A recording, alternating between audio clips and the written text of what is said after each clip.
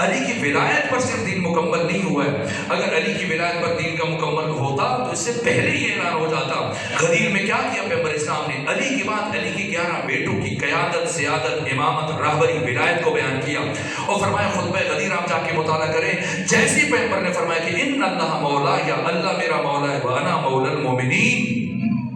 میں مومنین کا مولا ہوں، فمن کنت مولا فہذا علی المولا، جس کا میں مولا اس کے علی مولا۔ اس کے بعد پیغمبر رکے نہیں، آگے بڑھے، فرمایا سنو،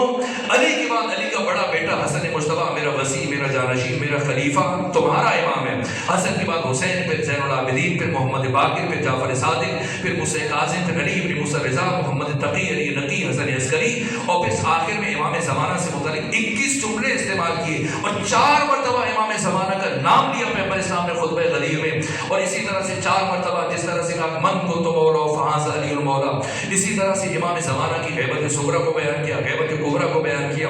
اب دین مکمل ہوا، اب کافر مایوس ہوا۔ یہ جو قرآن فرما رہے کہ الیوم یئس الذین کفروا من دینکم، اس لیے کہ کافر ابھی تک بہت مطمئن تھا، وہ جنہوں نے اندر اپنا کفر چھپا رکھا ہوا تھا، وہ منافقین مطمئن تھے کہ پیغمبر بوڑھے کچھ دنوں میں ان کی وفات ہو جائے گی، اور پیغمبر کے بعد اگر علی خلیفہ بنے پہلی بات تو ہم علی کو راستے سے ہٹا دیں گے، اور اگر علی خلیفہ بن گئے تب بھی کوئی بات نہیں ہے، علی 10 سال حکومت کریں گے، 15 سال، 20 سال، اور جب علی دنیا سے جائیں گے تو اس کے بعد پلٹ کے حکومت ہمارے پاس آ جائے گی۔ لیکن جیسے ہی میدان خم غدیر میں پیغمبر نے علی کے بعد علی کے 11 بیٹوں کی قیادت، سیادت، امامت، رہبری،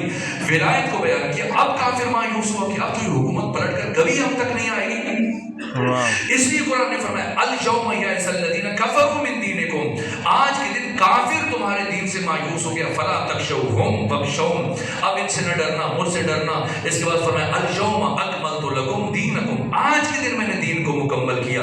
علی کی ولایت کے اعلان پر دین مکمل نہیں ہوا، ان 12 کی ولایت کے اعلان پر دین مکمل ہوا۔ واتممت علیکم نعمتی، آج کے دن میں نے اپنی نعمت تمام کر دی ہے۔ نعمت تمام، علی اللہ کی پہلی نعمت ہے، لیکن وجود نعمت علی میں منحصر نہیں ہے۔ غدیر میں پروردگار یہ فرما رہے کہ آج کے دن میں نے اپنی ساری نعمتیں تمام کر دی، یعنی میرے پاس جو کچھ تھا سب کا سب میں نے تمہیں دے دیا۔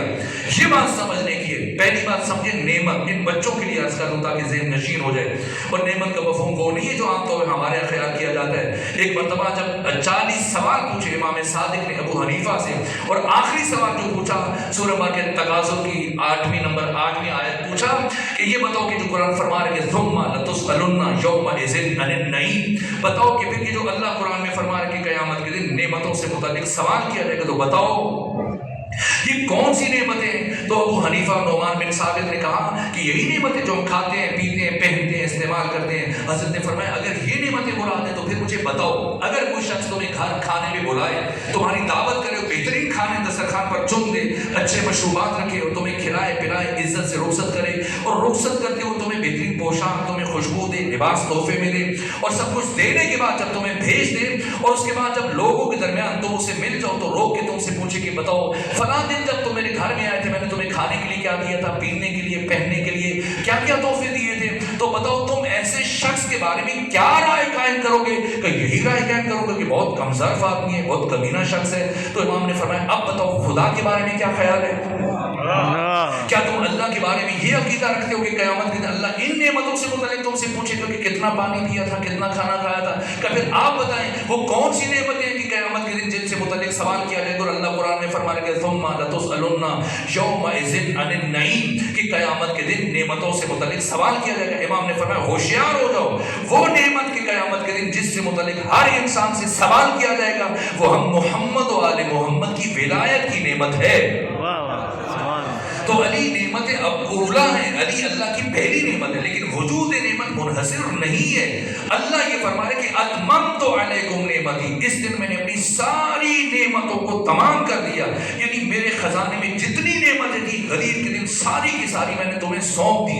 علی سے لے کے مہدی تک۔ یہ پروردگار بیان فرما رہے